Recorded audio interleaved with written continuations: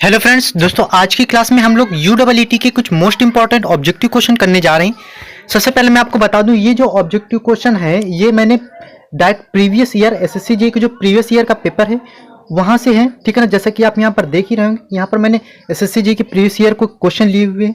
देखिए दोस्तों, आप चाहे सेमेस्टर एग्जाम्स की तैयारी पे हो और चाहे आप किसी कंपटीशन एग्जाम की तैयारी कर रहे हो, RRB, SSC JEE, UPPCL, UP metro, किसी का भी, तो आपके लिए प्रीवियस ईयर जो क्वेश्चन होते हैं वो मोस्ट इंपॉर्टेंट होते हैं। यहाँ पर सेमेस्टर एग्जाम के लिए इसलिए भी इम्पोर्टेंट बता रहा हूँ क्योंकि देखिए क्या होता है कि आपके जो क्वेश्चन आ रहे हैं वो कहीं ना कहीं बहुत ज़्यादा तरीके से नहीं, कुछ क्वेश्चन आपके रिपीट होते रहते हैं और प्रीवियस ईयर से डेफिनेटली आपके क्वेश्चन आने हैं।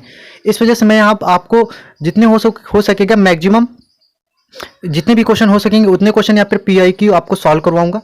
उसके साथ उसका यहाँ पर फुल्ली एक्सप्लेनेशन भी दूंगा, ठीक है ना। तो सबसे पहले हम लोग क्वेश्चन की तरफ चलते हैं। हमारा पहला क्वेश्चन क्या है वो देखते हैं दोस्तों। तो दोस्तों यहाँ पर हमारा पहला क्वेश्चन क्या है? पहला क्वेश्चन है कि the unit of luminous flux is, यानी कि ल्यूमिनस फ्लक्स की यूनिट क्या होती है। दोस्तों आप सभी को बताना है, जल्दी से बताइए सभी लोग चैट में इसका क्या आंसर होगा कि ल्यूमिनस जो फ्लक्स होता है इसका हमारा क्या होगा आंसर। सभी लोग चैट में बताइए कि ल्यूमिनस फ्लक्स का मात्रक क्या होता है। पहला ऑप्शन है वॉट मीटर स्क्वायर, ल्यूमेन या फिर ल्यूमेन पर मीटर स्क्वायर। सभी लोग बताएंगे। तो दोस्तों हम आपको बता दें, जो हमारा क्वेश्चन नंबर फर्स्ट है इसका आंसर क्या है दोस्तों। तो इसका आंसर हमारा है क्या है, वो होता है हमारा ल्यूमेन। क्या होता है दोस्तों? ल्यूमेन। अब यहाँ पर और भी कुछ मैं इंपॉर्टेंट आपको बता रहा हूँ, आपको यूनिट बता रहा हूँ उनकी क्या क्या यूनिट होती है। जैसे हमारा पहला जो होता है, एक होता है हमारा ल्यूमिनियस इंटेंसिटी। क्या होता है दोस्तों? Luminous intensity. इसका मात्रक क्या होता है अगर आपको आ रहा हो, ठीक है। तो दोस्तों यहाँ पर ल्यूमेन इंटेंसिटी का क्या होता है, तो ल्यूमेन इंटेंसिटी का जो हमारा यूनिट होती है वो होती है कैंडेला। क्या होती है दोस्तों? कैंडेला, ठीक है ना। इसके बाद हमारा अगला क्या है, तो एक होता है इल्यूमिनेशन या फिर जिसे हम लोग बोलते हैं इल्यूमिनेंस। क्या होता है? इल्यूमिनेशन या फिर इल्यूमिनेंस। उसका मात्रक क्या होता है? ल्यूमेन पर मीटर स्क्वायर। क्या होता है दोस्तों? ल्यूमेन पर मीटर स्क्वायर। जैसे कि इसमें क्वेश्चन जिसमें डी ऑप्शन में दिया, तो ये हमारा किसका मात्रक है? ये हमारा मात्रक है इल्यूमिनेशन का। फिर इसके बाद ब्राइटनेस या फिर ल्यूमिनेंस, इसका मात्रक क्या होता है, तो इसका मात्रक होता है कैंडेला पर मीटर स्क्वायर। क्या होता है दोस्तों? कैंडेला पर मीटर स्क्वायर। फिर होता है हमारा ल्यूमिनियस एग्जिस्टेंस। क्या होता है? Luminous existence. इसका मात्रक क्या होता है, तो इसका मात्रक भी ल्यूमेन पर मीटर स्क्वायर होता है, ठीक है ना। तो ये सारे अगर पॉइंट्स आपको समझ में आ रहे हो अगर दोस्तों, तो आप क्या करिए कि उनको जो चैट बॉक्स है उसमें से टाइप कर दिया करिए। तो इससे क्या होता है कि जो बच्चे सही से सुन नहीं पाते हैं या फिर आप उसको बार बार टाइप भी करेंगे तो आपका इससे अच्छा रिवीजन होता जाता है, ठीक है ना। तो इससे ये भी पता चल जाता है कि आप कितना सीरियस क्लास को देख रहे हैं, ठीक है ना, और आपको कितना पॉइंट आपको समझ में आ रहा है, ठीक है ना दोस्तों अगर अभी तक जिन लोगों ने क्लास को लाइक नहीं किया दोस्तों, सभी लोग क्लास को लाइक कर दें। आप लोग देखते इतने और लाइक नहीं करते हो, प्लीज़ क्लास को लाइक कर दीजिए, ठीक है ना। इसके साथ साथ इस क्लास को अपने फ्रेंड्स वगैरह को भी शेयर कर दीजिए जो चाहे कॉम्पिटिटिव एग्जाम्स की तैयारी कर रहा हो और चाहे उसके सेमेस्टर एग्जाम हो। ये दोनों के लिए आपका हेल्पफुल है क्योंकि आपको सभी लोगों को पता होगा जो पीवाईक्यू होते हैं, प्रीवियस ईयर के जो क्वेश्चन होते हैं वो मोस्ट इंपॉर्टेंट होते हैं हर जगह। उससे क्या चलता है कि आपको एक तो सिलेबस का भी पता चल जाता है, कॉन्सेप्ट का भी पता चल जाता है और किस तरीके के क्वेश्चन आते हैं ये भी पता चल जाता है। तो दूसरा क्वेश्चन यहाँ पर पूछा जा रहा है कि which of the following process essentially needs direct current. यहाँ आपको बताना है कि ऐसी कौन सी प्रोसेस है जिसमें से हमें डायरेक्ट करंट की आवश्यकता पड़ती है। पहला ऑप्शन है यहाँ पर वेल्डिंग, हीटिंग, रेफ्रिजरेशन या फिर इलेक्ट्रोप्लेटिंग। अब देखिए दोस्तों, इसमें आपको यहाँ पर क्वेश्चन को थोड़ा आपको समझना ये है कि यहाँ पर पूछा जा रहा है कि ऐसा कौन सा प्रोसेस होता है जिसमें आपको डीसी करंट की आवश्यकता पड़ती है, ठीक है ना। वो उसमें एसी करंट काम ही नहीं करेगा या फिर उस एसी करंट पे वो प्रोसेस काम ही नहीं करती, ये आपको बताना है, ठीक है ना। सो ये कन्फ्यूज मत होइएगा। तो बताइए सभी लोग चैट में, सभी लोग आंसर बताइए कौन सा इसमें सही है। सभी लोगों के चैट में आंसर आने चाहिए दोस्तों। इसका हमारा आंसर क्या है, तो दोस्तों इसका हमारा आंसर है इलेक्ट्रोप्लेटिंग। क्या है दोस्तों? इलेक्ट्रोप्लेटिंग में क्या होता है कि हमें डीसी की आवश्यकता होती है। बाकी अगर वेल्डिंग है, हीटिंग है, इन सब में एसी के साथ साथ यहाँ पर एसी और डीसी दोनों वर्क कर जाते हैं, ठीक है ना दोस्तों। अब यहाँ पर हमें इलेक्ट्रोप्लेटिंग में क्या होता है, कि हमें कॉन्स्टेंट करंट चाहिए होता है, ठीक है ना। इस वजह से हमें डीसी करंट की आवश्यकता पड़ती है। इसके साथ साथ और भी बहुत सारे फैक्टर्स भी होते हैं, ठीक है ना। इसके बाद अगले क्वेश्चन में चलते हैं। अगला क्वेश्चन हमारा क्या कह रहा है, देखिए ये हमारा एसएससी जेईई 2007 यानी कि 2007 में आया हुआ है, ठीक है ना। The power factor of a spot welding machine is expected to be around. आपको यहाँ पूछा जा रहा है कि जो हमारी स्पॉट वेल्डिंग मशीन होती है उसमें से उसका जो पावर फैक्टर होता है उसमें से लगभग कितना होता है दोस्तों, आपको ये बताना है। पहला ऑप्शन है 0 to 3, 0.5 leading, unity lagging, 0.8 lagging या फिर 0.3 to 0.5 लैगिंग। दोस्तों आप सभी लोग बताइए कि इसमें से कौन सा हमारा सही है। सभी लोगों का कमेंट्स में आंसर जरूर आना चाहिए।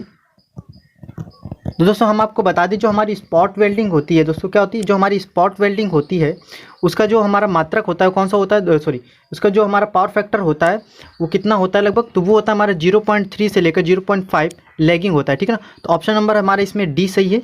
अगले क्वेश्चन की तरफ चलते हैं। अगला क्वेश्चन हमारा क्या कह रहा है, helium arc welding the electrode is made of. इसमें से ये पूछा जा रहा है कि जो हमारी हीलियम आर्क वेल्डिंग होती है उसमें से जो इलेक्ट्रोड है वो किस पदार्थ का बना होता है। सभी लोग चैट में इसका आंसर बताएंगे कि जो हमारी हीलियम आर्क वेल्डिंग होती है उसमें से हमारा इलेक्ट्रोड किस पदार्थ का बना होता है। पहला ऑप्शन है कॉपर, कार्बन, माइल्ड स्टील या फिर टंगस्टन। दोस्तों सभी लोगों का चैट में आंसर आना चाहिए। तो दोस्तों आपको बताने कि क्वेश्चन नंबर 5 का आंसर हमारा क्या होगा। दोस्तों हमारे क्वेश्चन नंबर 5 का आंसर क्या होगा, सभी लोग चैट में बताइए। दोस्तों क्वेश्चन नंबर 5 का आंसर होगा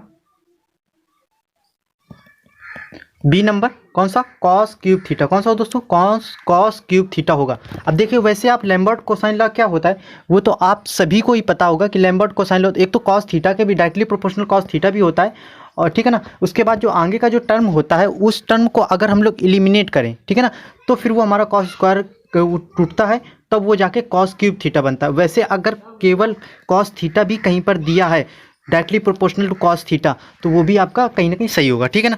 तो अगले क्वेश्चन की तरफ चलते हैं। हमारा अगला क्वेश्चन यहाँ पर है, which of the following electric discharge lamp gives highest lumens पर वॉट। यानी कि यहाँ पर पूछा गया है कि इनमें से कौन सा जो हमारा बल्ब होगा वो जो हाईएस्ट ल्यूमेन पर वॉट देगा, ठीक है ना। जल्दी से बताइए, सभी लोग चैट में बताएंगे कि कौन सा आंसर सही है, हाईएस्ट ल्यूमेन पर वॉट। दोस्तों इसका आंसर क्या होगा, इसका आंसर होगा सिंपल सा, सभी लोग चैट में बताइए, सोडियम वेपर लैम्प। क्या होगा आंसर इसका, सोडियम वेपर लैम्प। इसकी सबसे ज़्यादा हाईएस्ट ल्यूमेंस पर वाट होता है, मतलब ये सबसे ज़्यादा इसकी हायर इफिशिएंसी। ऐसे भी पूछा जा सकता है कि which lamp has highest luminous efficiency, तो उसमें भी आपका आंसर नंबर फर्स्ट सही होगा। क्या होगा, सोडियम वेपर लैम्प। क्या होता है दोस्तों, सोडियम वेपर लैम्प हमारा आंसर इसका सही है, ठीक है ना। अगले क्वेश्चन की तरफ चलते हैं। अगला क्वेश्चन हमारा क्या, अगला क्वेश्चन है सिंपल सा, the function of choke in the fluorescent tube circuit is to. यानी कि जो फ्लोरोसेंट ट्यूब में जो चोक होती है उसका वर्क क्या होता है। पहला ऑप्शन है यहाँ पर eliminate radio interference, reduce noise, reduce flickering, initiate the arc and stabilise it. Sir सभी लोग चैट में बताएंगे इसका क्या होगा आंसर, सभी लोग बताइए चैट में। तो दोस्तों हमारी जो फ्लोरोसेंट ट्यूब में चोक होती है उसका वर्क क्या होता है, तो उसका वर्क होता है हमारा initiate the arc and stabilise it. क्या होता है, स्टार्टिंग में हमें क्या करना होता है, आर्क को इनिशिएट कराना होता है और स्टेबलाइज करना होता है, ठीक है ना। अब अगले क्वेश्चन की तरफ चलते हैं। अगला क्वेश्चन हमारा क्या है, अगला क्वेश्चन यहाँ पर आप देख सकते हैं 8वां नंबर क्वेश्चन है हमारा कि main advantage of shell moulding is that. आपको बताना है कि जो मेन एडवांटेज होता है सेल मोल्डिंग का वो क्या होता है। पहला ऑप्शन है a metallic pattern is used, the moulds are stronger, thin section can be easily obtained, high production rate is possible. कौन सा सही है आप सभी को बताना है। देखिए कुछ इसमें ऐसे क्वेश्चन हैं जो आपके सिलेबस में नहीं है तो उनको आपको ज़्यादा ध्यान नहीं देना है, बस एक बार देख लीजिए कि अगर कहीं आपको वो ऐसे क्वेश्चन आ जाए तो आप सॉल्व कर लीजिएगा, ठीक है ना। लेकिन जो आपके सिलेबस में नहीं है, जैसे ये मोल्डिंग वगैरह आपके सिलेबस में नहीं है तो आपको बहुत ज़्यादा ध्यान देने की जरूरत नहीं है। लेकिन कभी एक दो क्वेश्चन, क्योंकि प्रीवियस ईयर में होता है ये हमारा इतना बड़ा एग्जाम, तो एक दो क्वेश्चन आ जाते हैं, तो बस यहाँ पर उसको ज़्यादा आपको दिमाग नहीं लगाना है, बस आपको सिंपल से उसको सुन लेना, थोड़ा सा माइंड में रख लेना। तो जो हमारा जो सेल मोल्डिंग होता है उसका जो मेन एडवांटेज होता है उसका क्या होता है दोस्तों, तो वो हमारा मेन एडवांटेज होता है thin section can be easily obtain, ठीक है ना। तो ऑप्शन नंबर हमारे इसमें क्या सही है, ऑप्शन नंबर हमारा सी सही है। 9वें नंबर क्वेश्चन की तरफ चलते हैं, which of the following is not a welding accessory. इनमें से आपको पूछा गया है कि इनमें से कौन सी वेल्डिंग एसेसरी नहीं है, यानी कि वेल्डिंग करने में जो एसेसरी उपकरण वगैरह होते हैं वो इसमें से कौन सा नहीं है। पहला ऑप्शन है cable, electrode holder, hand screen या फिर ग्लव्स। सभी लोग बताएंगे इसका क्या सही आंसर है, केबल, इलेक्ट्रोड होल्डर या फिर हैंड स्क्रीन। सभी लोगों के चैट में आंसर आने चाहिए। देखिए दोस्तों, ये क्या है, ये थोड़ा सा इस क्वेश्चन का जो आंसर तो वैसे इसमें जो इस बुक में दिया गया है वो ग्लव्स दिया गया है, लेकिन मेरे हिसाब से ये आंसर सही नहीं है, ठीक है ना, मेरे हिसाब से, क्योंकि कहीं ना कहीं ये जो हमारे इलेक्ट्रोड होल्डर ये भी ज़रूरी होता है, हैंड स्क्रीन ये भी ज़रूरी होता है, ठीक है ना। और इसी तरीके से ग्लव्स भी कहीं ना कहीं भी ज़रूरी होते हैं, क्योंकि आप जब वेल्डिंग कर रहे होते हैं तो आपको ग्लव्स वगैरह भी पहनने चाहिए। केबल, तो केबल एक बार चांस, क्योंकि केबल जो होती है वो हमारी कहाँ से आती है, तो केबल हमारी आती है मशीन से लेकर इलेक्ट्रोड होल्डर के पास तक, ठीक है। तो ये भी, तो इसमें से अब आपको कौन सा ऑप्शन सही लगता है कि इसमें ये ऑप्शन होना चाहिए, आप सभी लोग रिसर्च करिए, अपना करिएगा, और चैट में कमेंट्स में आप लोग सभी लोग ज़रूर बताइएगा कि इसका आंसर आपके हिसाब से क्या होना चाहिए। वैसे जो बुक के अकॉर्डिंग है वो तो इसमें ग्लव्स दिया गया है, ठीक है ना। तो आप इसका आंसर सभी लोग प्लीज़ बताइएगा। क्वेश्चन नंबर 10 है कि in which type of welding is a pool of molten metal used. सभी को बताना है कि इसमें से कि किस प्रकार की वेल्डिंग में pool of molten metal use होता है। पहला ऑप्शन है इलेक्ट्रोस्लैग, सबमर्ज्ड आर्क, एमआईजी या फिर टीआईजी। तो दोस्तों इसका ऑप्शन क्या है, तो इसका ऑप्शन हमारा है क्या है, तो इसका ऑप्शन है हमारा इलेक्ट्रोस्लैग। क्या होता है दोस्तों, इलेक्ट्रोस्लैग। तो ऑप्शन नंबर हमारा क्या सही है, इसका ऑप्शन नंबर हमारा फर्स्ट सही है। अब इलेक्ट्रोस्लैग क्या होता है कि जैसे आपने देखा होगा कि अगर हमारी, तो इलेक्ट्रोस्लैग क्या होता है कि जैसे अगर ये आपको कोई प्लेट होती है, जब आप वेल्डिंग करते हो तो उसके आसपास थोड़ा सा मटेरियल आ जाता है, उसे हम लोग बोलते हैं इलेक्ट्रोस्लैग बोलते हैं, ठीक है ना। अब हम लोग अगले क्वेश्चन में चलते हैं। अगला क्वेश्चन 11 नंबर हमारा क्वेश्चन क्या कर रहा है कि plain and butt welds may be used on material up to approximately. यहाँ पर आपको बताना है कि जो हमारी प्लेन एंड बट वेल्डिंग होती है उनमें से कितनी मोटाई तक की थिकनेस आप कितनी मोटी थिकनेस तक का आप वेल्डिंग कर सकते हैं। सभी लोग चैट में इसका आंसर दीजिएगा। देखिए जो ये क्वेश्चन है, ये मैं जब मैंने क्वेश्चन फ्रेम किए थे तो ये क्वेश्चन मैं आप लोग सभी लोगों को सॉल्व करवा चुका हूँ। सो मैं आशा करता हूँ कि आप लोग ये क्वेश्चन को सॉल्व कर लेंगे अच्छी तरीके से। सभी लोग बताइए कौन सा ऑप्शन सही है। 25 mm thick, 40 mm thick, 50 mm thick, 70 mm। ठीक है, जल्दी से बताइए सभी लोग कि कौन सा सही है। दोस्तों हम आपको बता दें कितनी मोटी आप लोग यहाँ पर जो सीट वगैरह हैं उनका आप वेल्डिंग कर सकते हैं। तो वह है हमारा 25 mm थिक। कितना, 25 mm, यानी कि 25 mm थिक आप मोटी कहीं ना कहीं जो प्लेटें होती हैं उनकी आप वेल्डिंग कर सकते हैं, ठीक है ना।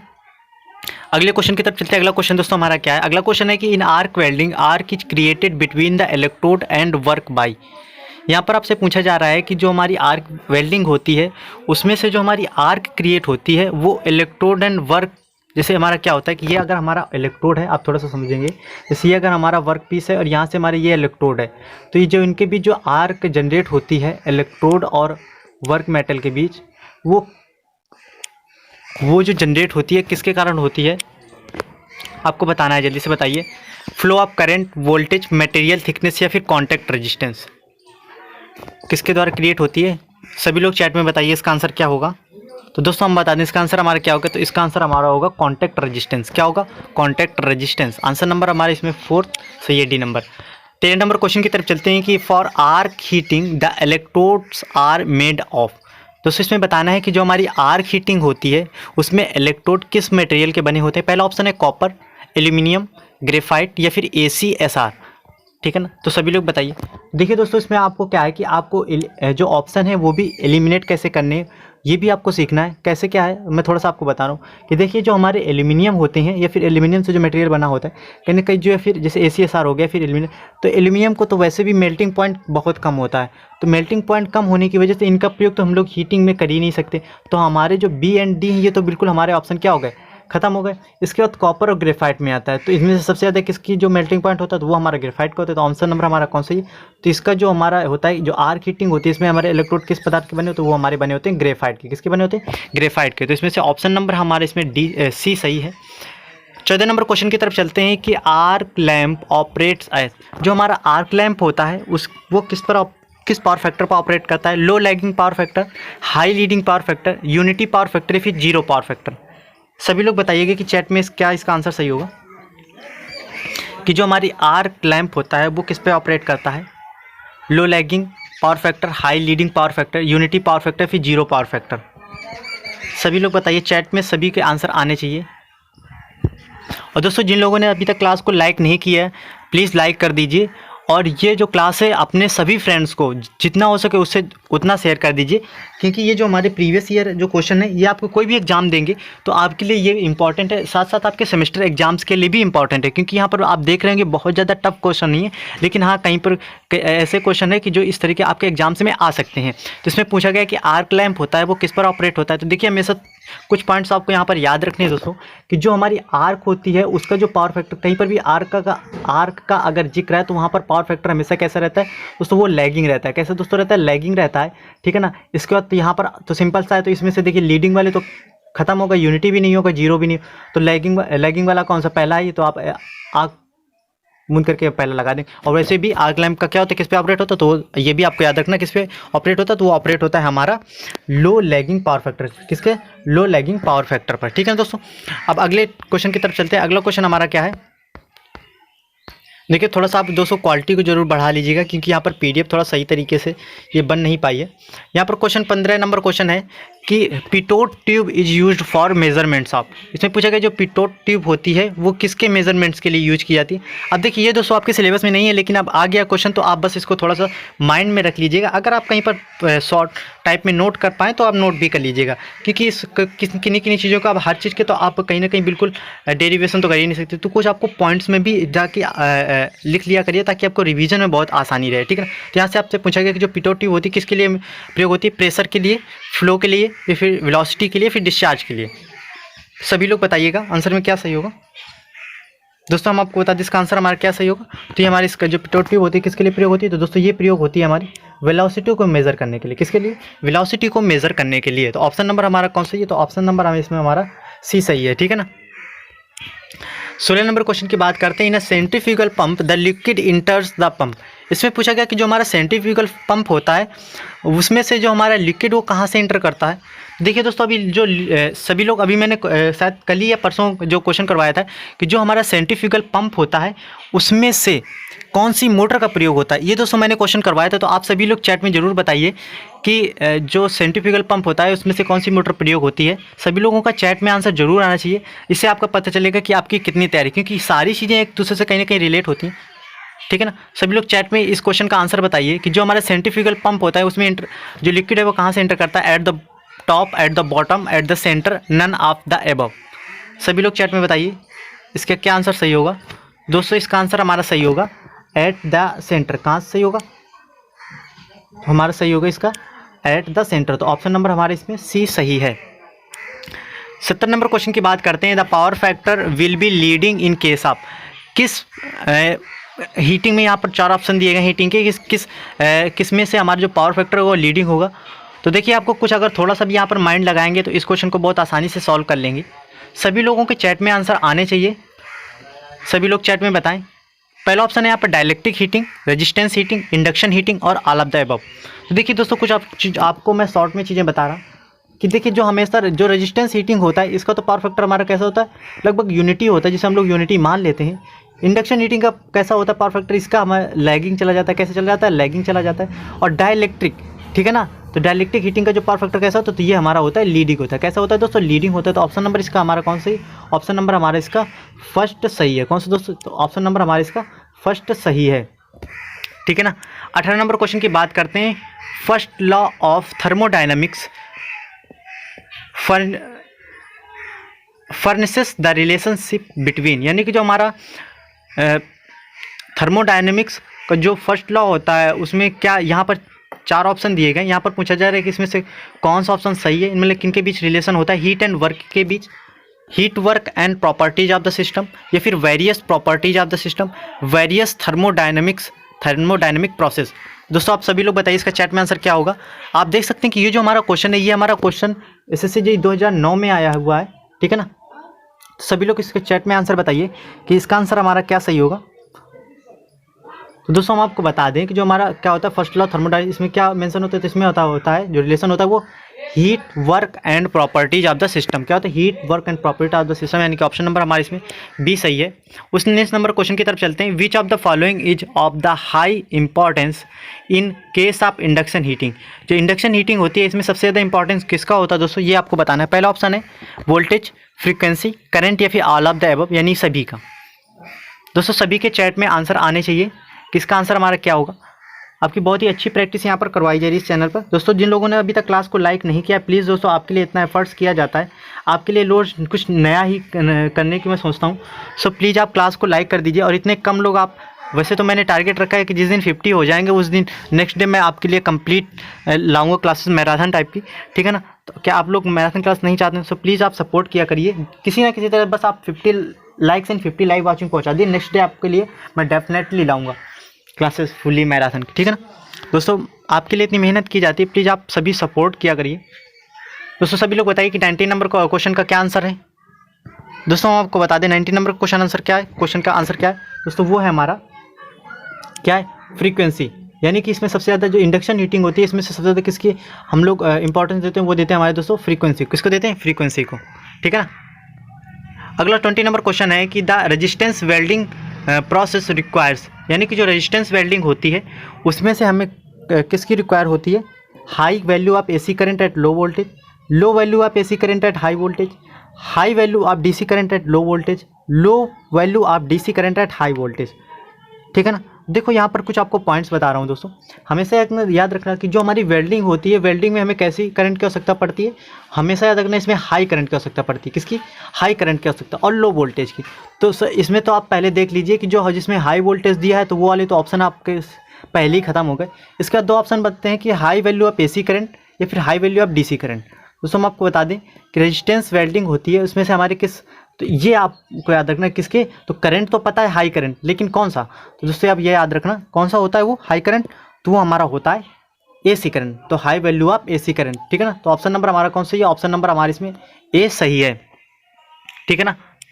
अब हम लोग 20 नंबर क्वेश्चन की तरफ 21 नंबर क्वेश्चन की तरफ चलते हैं कि dielectric heating is also called, जो हमारी डायलेक्ट्रिक हीटिंग होती है वो क्या कहलाती है, उसका दूसरा नाम क्या होता है। पहला ऑप्शन है यहाँ पर volume heating, infrared heating, surface heating या फिर ईडी करंट हीटिंग। देखिए दोस्तों थोड़ा सा पीडीएफ में आपको साफ नहीं दिख रहा होगा, प्लीज़ एडजस्ट कर ली। मैं जैसा आपको बता रहा हूँ यहाँ, अगर आप कहीं ना कहीं थोड़ा बहुत, तो आप थोड़ा सा क्वालिटी को बढ़ा लीजिए, आपको चीज़ें साफ दिखाई देंगी। और मैं कोशिश करूँगा जो कल आपके लिए पीडीएफ लाऊंगा वो बिल्कुल आपको साफ बनी हो, ठीक है ना। दोस्तों आपको यहाँ बताना है कि जो हमारा डायलेक्ट्रिक हीटिंग का दूसरा नाम क्या होता है, फिर इसे किस दूसरे नाम से जाना जाता है। तो दोस्तों हम आपको बता दें डायलेक्ट्रिक हीटिंग का जो दूसरा नाम होता है वो क्या होता है, वो होता है हमारा वॉल्यूम हीटिंग। क्या होता है दोस्तों? Volume heating. तो ऑप्शन नंबर हमारा कौन सा है? ऑप्शन नंबर हमारा इसमें ए सही है, ठीक है ना दोस्तों। अब अगले क्वेश्चन की तरफ चलते हैं। अगला क्वेश्चन हमारा क्या है, अगला क्वेश्चन यहाँ पर आप देख सकते हैं। अगला क्वेश्चन हमारा है यहाँ पर कि electronic switching are becoming more and more popular because of, यानी कि जो हमारा इलेक्ट्रॉनिक स्विचिंग है या फिर कह दी, इलेक्ट्रॉनिक स्विचिंग का मतलब होता है जहाँ इलेक्ट्रॉनिक से जो हम सिस्टम को स्विच ऑन ऑफ करते हैं। फिर जैसे आप कोई भी मशीन देख लीजिए, आजकल इलेक्ट्रॉनिक्स के प्रयोग के कारण ही एक बड़ी टीवी को बिल्कुल पतली एलईडी में चेंज कर दिया। तो ये हमारे सब किसकी वजह से हुआ? तो इस हमारा इलेक्ट्रॉनिक्स की वजह से ही पॉसिबल हुआ है। तो यहाँ आपको बताने कि जो हमारे इलेक्ट्रॉनिक स्विचिंग और becoming more and more popular, क्यों डेली के डेली जो हमारी जो इलेक्ट्रॉनिक स्विचिंग है ये पॉपुलर हो रही है। सभी लोग बताइए इसका आंसर। तो अगर आप थोड़ा सा भी दिमाग लगाएंगे तो बहुत आसानी से आंसर दे सकते हैं। Noiseless operation, long life, smaller size and weight या फिर ऑल ऑफ द अबव, ये सभी इसमें एडवांटेज होते हैं। दोस्तों बताइए इसका आंसर क्या होगा दोस्तों? तो इसका आंसर हमारा होगा ऑल ऑफ एबव। क्या होगा दोस्तों? ऑल ऑफ एबव, यानी कि सारे के सारे एडवांटेज होते हैं। नॉइजलेस ऑपरेशन, ठीक है ना, लॉन्ग लाइफ। अगला क्वेश्चन यहाँ पर in designing lightning scheme utilisation factor is used, it is defined as. दोस्तों जो हमारा लाइटनिंग जो यूटिलाइजेशन जो फैक्टर होता है उसमें पूछा गया कि इसमें कौन सा फार्मूला सही होगा। Utilisation factor total lumens utilise on working place, total lumens radiated by lamp. Utilisation factor या फिर पूछा गया है कि total lamps utilise on working place, the illumination when everything is clean. Utilisation factor illumination under normal working condition, illumination when everything is clean. ये इसमें D number है utilisation factor total lumens radiated by lamp या फिर total lumens utilise on working place. देखिए जो utilisation factor होता है, तो यूटिलाइजेशन फैक्टर का मतलब क्या होता है? सबसे पहले इसका मतलब समझिए। यूटिलाइजेशन का जो फैक्टर का मतलब होता है कि यूटिलाइजेशन फैक्टर क्या होता है कि किसी बल्ब से कितनी टोटल ल्यूमेंस आउटपुट निकली, उसके बाद वर्किंग प्लेस यानी कि जहाँ पर आप वर्क कर रहे हैं वहाँ पर कितनी लाइट पहुँच रही है, ये होता है यूटिलाइजेशन फैक्टर। और जितना आपके यानी कि जितनी बल्ब से रोशनी निकलती है उतनी तो वर्किंग प्लेस पर नहीं पहुँचती, क्योंकि वो सारी जगह चली जाती है, ठीक है ना। इसलिए यूटिलाइजेशन फैक्टर का मान दोस्तों वो कम होता है। जितना ज़्यादा से ज़्यादा जो लाइट निकले और वर्किंग प्लेस पर पहुँचे उतना ज़्यादा यूटिलाइजेशन फैक्टर ज़्यादा होगा, ठीक है ना। तो इसमें से इसका ऑप्शन क्या होगा दोस्तों? सभी लोग चैट में बताएंगे। तो इसका ऑप्शन हमारा होगा क्या होगा दोस्तों? तो इसका ऑप्शन नंबर हमारा फर्स्ट होगा। ठीक है, यूटिलाइजेशन जो फैक्टर होता है वो किसके बराबर होता है, तो total lumens utilised on working place upon total lumen radiated by lamp, ठीक है ना। तो ऑप्शन नंबर हमारा क्या सही है, ऑप्शन नंबर हमारा ए सही है, ठीक है ना। अब अगले क्वेश्चन की तरफ चलते हैं। अगला क्वेश्चन हमारा क्या कह रहा है कि which of the following equipments has the lowest power factor, यानी कि वो कौन सा इक्विपमेंट होता है जिसका जो पावर फैक्टर वो लोवेस्ट होता है। तो पहला ऑप्शन है कि fully loaded induction motor, immersion heater, या फिर इनकैंडिसेंट लैंप, या फिर आर्क लैंप। सभी लोग चैट में इसका आंसर बताएंगे कि क्या सही है इसका, सभी लोग बताइए। दोस्तों हम आपको बता दें कि देखिए इसमें जो हमारा कौन सा ऑप्शन सही है, तो इसका हमारा ऑप्शन सही है 4th नंबर, कौन सा, आर्क लैंप। कौन सा सही है दोस्तों, आर्क लैंप हमारा सही है, ठीक है ना। अगले क्वेश्चन की तरफ चलते हैं। अगला क्वेश्चन यहाँ पर 25 आप देख रहे होंगे कि during arcing ground condition the phase voltage of the system rise to, यानी कि आर्किंग के जो दौरान हमारा जो फेज वोल्टेज होता है वो सिस्टम का वो कितना बढ़ जाता है, ये आपको बताना है। जल्दी सभी लोग बताइए चैट में। 15 times it normal value, 10 times it normal value, 5 to 6 times its normal value, या फिर √3 टाइम्स इट्स नॉर्मल वैल्यू। सभी लोगों को चैट में आंसर आने चाहिए दोस्तों, क्या होगा सही। देखिए इस तरह की डाटा बेस्ड क्वेश्चन क्योंकि आप कितना भी थ्योरी पढ़ लीजिए उतना आपको कंफर्म नहीं होता है, लेकिन जब आप क्वेश्चन सॉल्व करते हैं तब आपको पता चल जाता है कि किस तरह की चीज़ें यहाँ पर आ रही हैं। अब देखिए डाटा बेस्ड क्वेश्चन है ये, अगर आप कहीं पर पॉइंट्स बना के भी लिख रहे हो तो प्लीज़ लिख लीजिएगा, इससे आपका ही एडवांटेज होने वाला है, ठीक है ना दोस्तों। तो अच्छा बताइए इसका आंसर हमारा क्या सही होगा कि during arcing ground condition the phase voltage of the system rises to.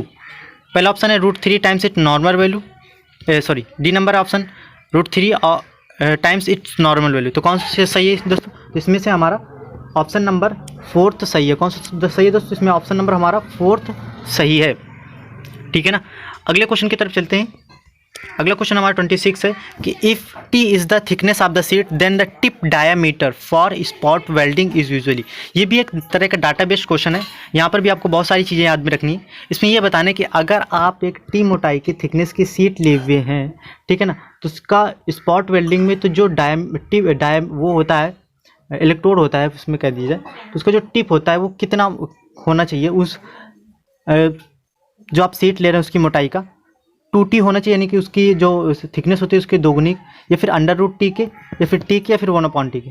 बताइए सभी लोग इसका चैट में आंसर क्या सही होगा। दोस्तों हम आपको बता दें इसका आंसर हमारा क्या सही होगा, तो इसका आंसर हमारा सही होगा बी नंबर। क्या सही होगा तो इसका आंसर हमारा बी नंबर √T, ठीक है ना। अगले क्वेश्चन की तरफ चलते हैं। अगला क्वेश्चन हमारे यहाँ पर क्या कह रहा है, अगला क्वेश्चन यहाँ पर आप देख सकते हैं। अगला क्वेश्चन हमारा है 27 नंबर क्वेश्चन है, ये हमारा SSCJ 2011 में आया हुआ है। इसमें पूछा जा रहा है the colour of light emitted by sodium vapour discharge lamp when glowing steadily is, यानी कि जब स्टीडली कोई, यानी कि जो हमारा सोडियम वेपर लैम्प होता है जल रहा होता है उस समय उसकी जो लाइट होती है वो किस कलर की होती है, पिंक, येलो, ब्लूइश कलर, या फिर ब्लू। सभी लोग चैट में आंसर बताएंगे।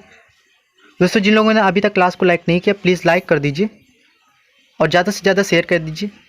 अब ये अब डेली लाइक एंड शेयर के लिए तो प्लीज़ दोस्तों अब मुझे कहना ना पड़े, प्लीज़ आप सभी लोग लाइक कर दिया करिए, और जो भी न्यू स्टूडेंट्स हैं वो चैनल को सब्सक्राइब करके बेल नोटिफिकेशन बेल को ज़रूर ऑन कर दें।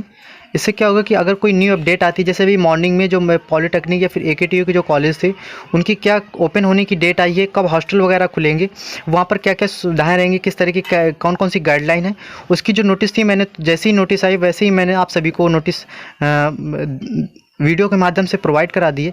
तो अगर अभी तक आपने वो नहीं देखा तो प्लीज़ जाके देख लीजिएगा, ठीक है ना। तो इसी तरह के इंपॉर्टेंट न्यूज़ जो भी होते हैं आपको ऑन टाइम और सबसे पहले मिलती हैं। इसी से आप चैनल को अगर अभी तक सब्सक्राइब नहीं किए तो प्लीज़ सब्सक्राइब करके बेल नोटिफिकेशन बिल को जरूर ऑन कर लेना, ठीक है ना। तो इसका बताइए सभी लोग इसका क्या होगा सही आंसर, तो इसका आंसर होगा हमारा येलो। क्या होगा दोस्तों, तो इसका हमारा आंसर होगा येलो। ऑप्शन नंबर हमारे इसमें कौन सा सही है, ऑप्शन नंबर हमारा 20 सही है, ठीक है ना। 28 क्वेश्चन की बात करते हैं कि 28 क्वेश्चन हमारा क्या कह रहा है। 28 क्वेश्चन कह रहा है कि the inner surface of fluorescent tube is coated with a fluorescent material which, यानी कि जो हमारा इनर सरफेस होता है फ्लोरोसेंट ट्यूब का वो कोटेड होता है फ्लोरोसेंट मटेरियल से। अब ये जो कोटेड होता है ये क्यों किया जाता है, क्यों कोटिंग की जाती है। पहला ऑप्शन है कि absorb ultraviolet rays and radiates visual rays, reduce glare, या फिर इम्प्रूव लाइफ, या फिर absorb infrared and radiates visual energy. सभी लोग चैट में बताएंगे कि इसका आंसर क्या सही होगा कि जो inner surface of fluorescent tube होती है वो फ्लोरोसेंट मटेरियल से क्यों कोटेड होती है। सभी लोग चैट में बताइए इसका आंसर क्या होगा। दोस्तों हम आपको बता दें इसका आंसर हमारा क्या सही होगा। इसका आंसर हमारा सही है ऑप्शन नंबर फर्स्ट। क्या सही है दोस्तों? ऑप्शन नंबर हमारा इसका फर्स्ट सही है कि absorb ultraviolet rays and radiates visual rays, यानी कि अल्ट्रावायलेट रेज जो होती हैं वो हार्मफुल होती हैं, उनको एब्जॉर्ब कर लेता है, और जो विजुअल रेज होती हैं उनको रेडिएट कर देता है, निकाल देता है। 29 नंबर क्वेश्चन है यहाँ पर, in arc welding once the arc is struck the voltage required to maintain it will be, यानी कि अगर जब हमारी एक बार आर्क स्ट्रक हो जाए तो उसे फिर मेंटेन करने के लिए कितने वोल्टेज की आवश्यकता पड़ती है।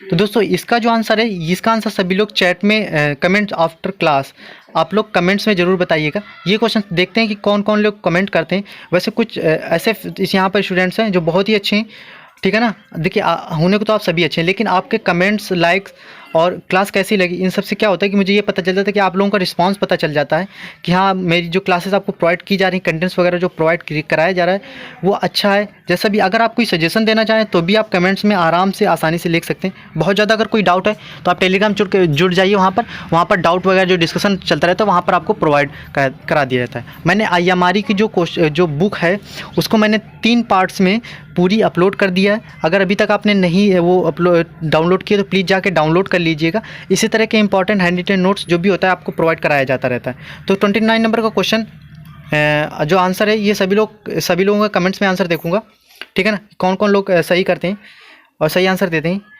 अब 30 नंबर क्वेश्चन है, which of the following surface has the lowest reflection factor for the white light. इसका आंसर सभी लोग बताइए।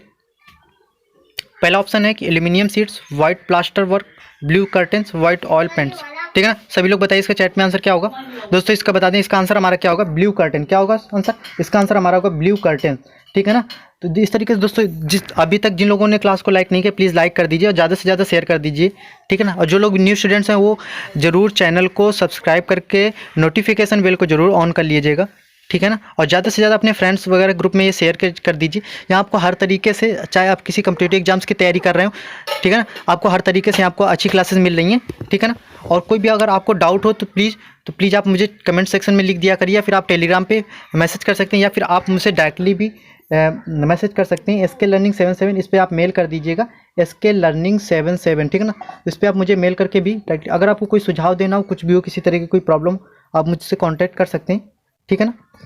और दोस्तों सभी लोग कमेंट्स में आंसर जरूर दीजिएगा। जो मैंने 29 नंबर का क्वेश्चन पूछा है इसका आंसर सभी लोग देखेंगे कि कौन वो लोग हैं जो बहुत अच्छे कमेंट करते हैं। तो कुछ लोगों के कमेंट्स दिखाते हैं, बहुत ही अच्छा कमेंट्स करते हैं वो। दोस्तों आप यहाँ पर देख सकते हैं ये विशाल डियर है, इन्होंने भी बहुत अच्छी तरीके से कमेंट्स किया था कि मैंने सेफ्टी फैक्टर का मान पूछा था कि जो हमारे स्टे वगैरह होता है, स्टे वायर या स्टे गार्ड वगैरह होता है। यहाँ पर आप देखिए जो संभवी डियर हैं इन्होंने भी बहुत अच्छी तरीके से एक्सप्लेन किया है। सो ये लोग हैं जो बहुत अच्छी तरीके से कमेंट्स करते हैं। सो प्लीज़ आप सभी लोग कमेंट्स किया करिए, ठीक है ना। कितनी अच्छी तरीके से यहाँ पर आप देख सकते हैं, कितनी अच्छी तरीके से यहाँ पर कमेंट्स लिखे गए। इससे क्या होता है कि जो स्टूडेंट्स आप रिवाइज करना चाहें, जो लोग कमेंट्स भी देखते हैं, कोई प्रॉब्लम वो रिवाइज भी करते हैं। अगर आप इसी तरीके से आप कमेंट्स करते हैं तो आपको चीज़ें याद भी होती हैं, ठीक है ना दोस्तों।